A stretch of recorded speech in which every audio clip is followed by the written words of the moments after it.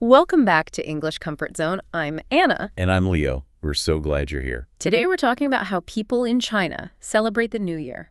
It is such a big topic. I mean, it's not just one day. It's the most important festival of the entire year for Chinese people all over the world. Absolutely. I was trying to explain it to someone the other day, and I said, just imagine Christmas, Thanksgiving, and New Year's Eve all rolled into one. That's how big it feels. That is a perfect way to put it. You've got the family gathering of Thanksgiving, Right. the presents and excitement of Christmas, and of course that feeling of fresh start from New Year's. And the whole atmosphere, it's just electric. If you walk through a Chinatown anywhere in the world, everything is just red. So much red. Red everywhere, yeah. And you hear loud music and the smells.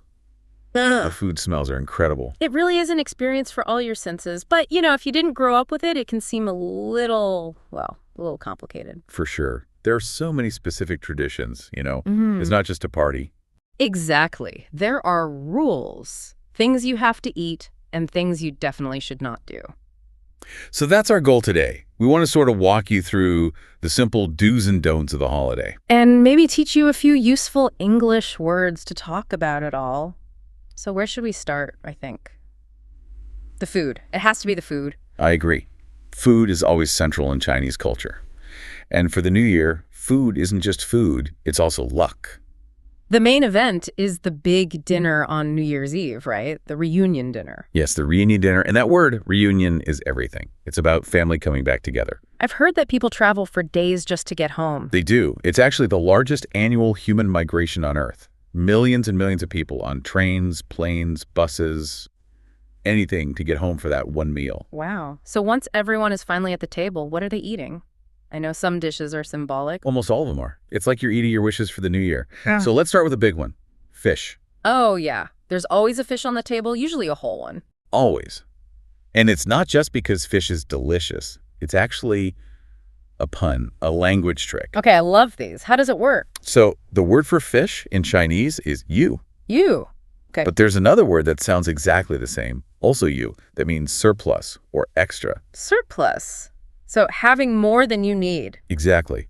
More money, more luck, more happiness. Yeah. So when you serve fish, you're symbolizing a wish for abundance in the year to come. That is so clever. You eat fish to wish for a surplus. Yes, but there's a really important rule about the fish. What's that? You can't finish it. You must not eat all of it. Really? My parents always told me to clean my plate. Not this time. You have to leave some leftovers. Leaving some fish means you'll have a surplus left over for the next year. I get it. So you carry that good luck forward. You got it. It's a physical reminder to save for the future. Okay, so leave a bit of fish. What's next? Dumplings. Are they lucky too? Dumplings are a huge one, especially in northern China. And it's all about the shape, right? It is. They're shaped to look like old Chinese money. Mm-hmm. Silver ingots. Like little boats. Yeah, exactly. So eating dumplings is basically like eating little pockets of wealth. So the more you eat, The more money you'll make. It's a great excuse to eat a lot of them. I think I could get on board with that plan. And sometimes, for fun, a family will hide a clean coin inside just one of the dumplings. A real coin. Yep. And whoever finds it is supposed to have the best luck for the whole year. That's fun. You just have to be careful when you're chewing. Very careful, yes. So we have fish for surplus, dumplings for wealth. Yeah. What about something sweet? Sticky rice cake. I've heard of that. Nian gao. Ah, yes. Nian gao.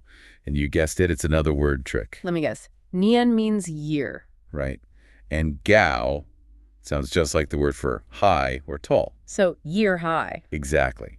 Eating it is a wish to go higher in the coming year. So for a kid, that might mean growing taller. Or for a student, getting better grades. And for an adult, maybe getting a promotion at work. It's all about progress. I like that. What about those little round rice balls in soup? Tangyuan. Oh, yes. The key there is the shape. They're perfectly round. Right. And a circle, in Chinese culture, represents togetherness. The family circle being whole and complete. That's beautiful. So eating them is a wish for the family to stay together. It is. And one more. You can't forget the noodles, longevity noodles. For a long life. That's the one. And they're made to be extra, extra long. And the rule is Don't cut them? you must not cut them. You have to try and slurp the whole noodle without breaking it. Because you don't want to symbolically cut your life short. You've got it. So a lot of slurping is definitely encouraged. Okay, so after everyone is completely full of lucky food, what happens next? What do people do? Well, the activity starts long before dinner. Yeah. The very first thing is a deep clean of the house. Spring cleaning, basically. Kind of, yeah. Yeah. But the timing is really important. You have to do all the cleaning before the new year begins. The idea is you're sweeping away all the dust, but also all the bad luck from the past year. You want a fresh, clean space for new good luck to come in. So you start the new year with a clean slate. Exactly. But once the clock strikes midnight and the new year starts, you have to put the broom away.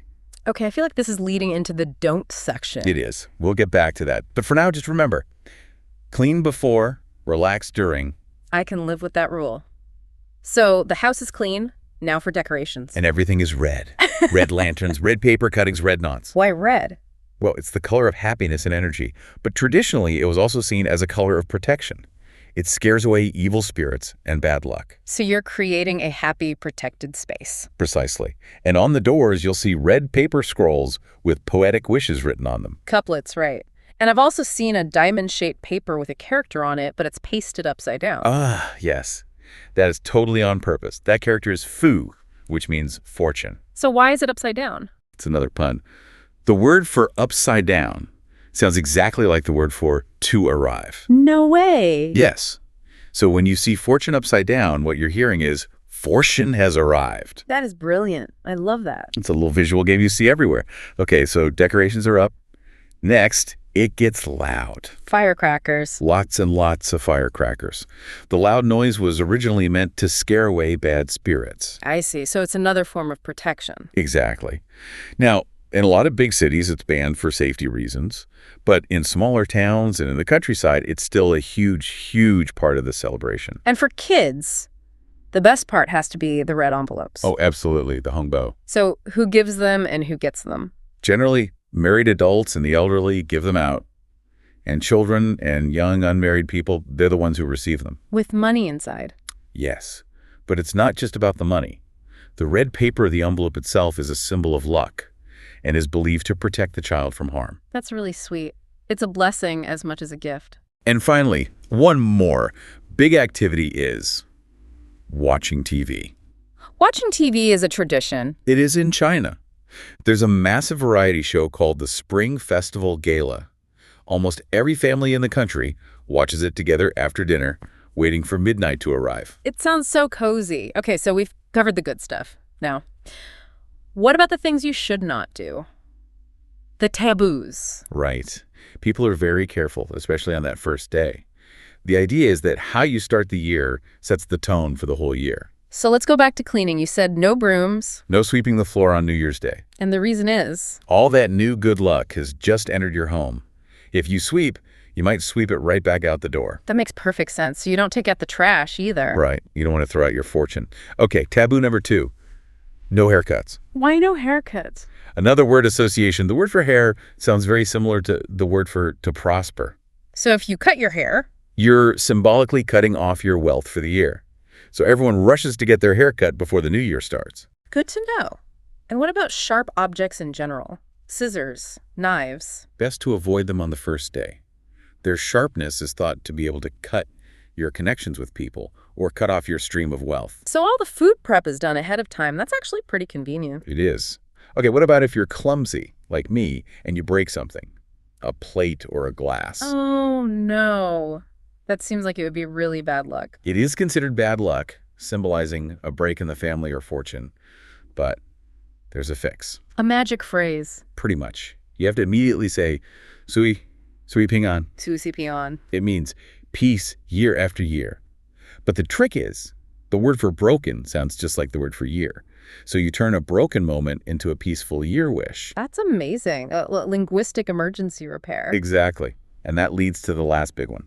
No negative words. So you have to be positive all day. You really do. Avoid words like death, poor, sick, anything unlucky, no arguing. And parents try really hard not to make their children cry. Because it would set a sad tone for the year. A whole day of just positive, happy words. It creates a really wonderful, peaceful feeling. It sounds like it. Okay, so we know what to do and what not to do. How about what to say? Can we learn a few greetings? Let's do it. The most basic one is just Happy New Year.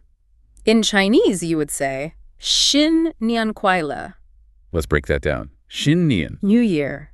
Kuai. Happy. So, Xin Nian Kuai. Perfect. Now there's another very famous one, Gong Xi Fa Kai. Ah, yes, you hear that everywhere. And it doesn't mean Happy New Year. It literally means something like wishing you great prosperity. Or, hope you get rich. Basically, yes. It's a very popular greeting, especially for wishing someone business success.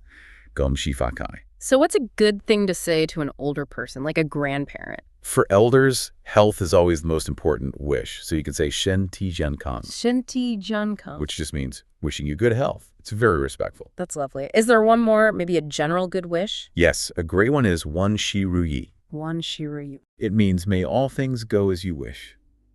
It's a beautiful, all-purpose blessing. So we've got Shenyang Kowaile for Happy New Year and Gong Shi Fakai to wish them wealth. And you can try them out on your friends who celebrate. I promise they'll be very impressed.